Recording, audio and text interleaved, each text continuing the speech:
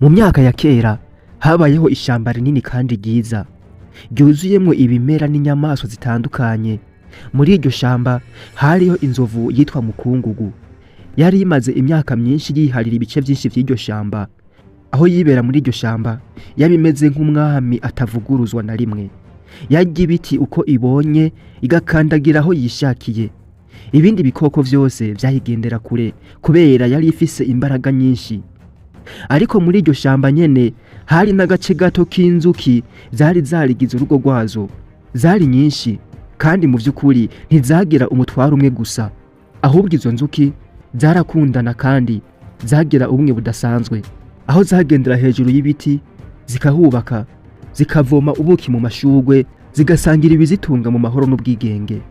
Umunsi umwe ya nzovu Mukungugu itangura kwiyemera, aho yagiye ivuga ngo ni yihe nyamaswa mw'iri shamba ryose yoshobora kunsimbura, ninde yoshobora kunyica akanya ku buzima.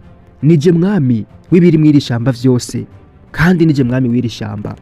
Igiti nshaka ndagisenya, inzira nshaka ndayicamwo, kandi ubutameze nkanje utari inzovu sindamwita ikiremwa. Bivuze yuko ibindi bikoko vyose yari maze kubisuzugura, kuko yarivuze yuko ico ibona nk'ikiremwa ari inzovu yigenzi yayo. Yamara kugira ivuge gutyo nuko yabona yuko ahantu hose yanyura yagenda isenya ibiti, ikabishira hasi, ikavyangiza, ikangiza imirima y'inkoko, ikanwa amazi y'inuma, ndetse yagira naho inzuki zubaka ubuki ikabisenya kandi ititaye ku nkurikizi. Umunsi umwe ya nzovu Mukungugu yarahagurutse mu gitondo ca kare, ireba igiti kinini inzuki zari zariyubakiye neza, aho zarara, aho zashira ubuki zivuye guhakura mu mashugwe. Maze ya nzovu Mukungugu ivugira hejuru aho yavuze ati, baravuze ngo inzuki zifise ubwenge, reka ndazereke yuko ubwenge budahagarika ijisho ry'inyamaswa y'imbaraga. Ya nzovu Mukungugu imaze kuvuga gutyo irahaguruka, ikubita igiti inshuro zitatu kigwa hasi, n'inzuki zari zikiriko. Ubuki buraseseka, inzuki ziratatana, nyinshi zirakomereka, izindi zirapfa. Ico gihe Nyiraseko, inzuki y'ubwenge n'amahoro, yahamagaje inama ikomeye.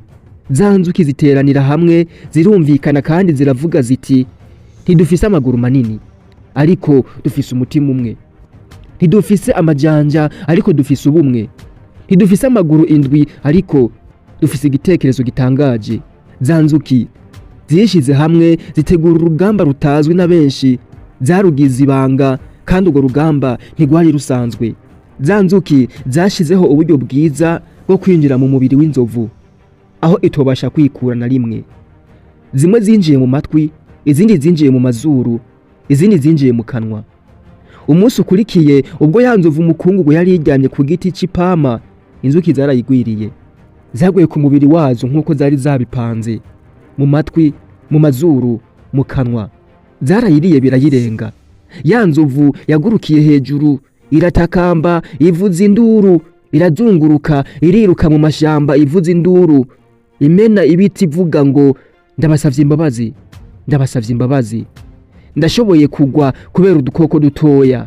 Umuntu ashobora kuba ari munini cyane, afise ibiro vyinshi, agendera ku isi, agenda arayitambirako, agenda uko yishakiye, ariko umunsi umwe agashika ahantu hanyerera, ahantu hari ivyondo, bikarangira aguye hasi, mbere aravye nabi akahasiga ubuzima. Za nzuki zaramuretse aho zari zimaze kumwigisha isomo rikomeye.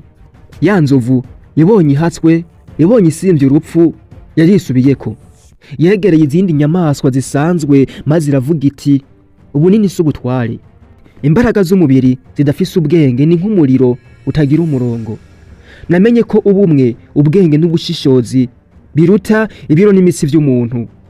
Imbaraga ntizigomba guhohotera abandi batazifise. Abifitiye ubushobozi bakwiye kubikoresha mu gukiza no kurengera abaciye bugufi. Ubwenge n'ubumwe biruta imitsi, n'ubuntu buto buto bufatanije bushobora gutsinda igihangange. Kwiyemera bituma umuntu atamenya aho intege nke ziherereye. Iyo wibona nk'ikirenga, uba ugiye gutsindwa n'ico wita ubusa, n'ico wasuzugura. Amakosa y'inkomezi yirukanwa n'ukuri kw'abanyabwenge.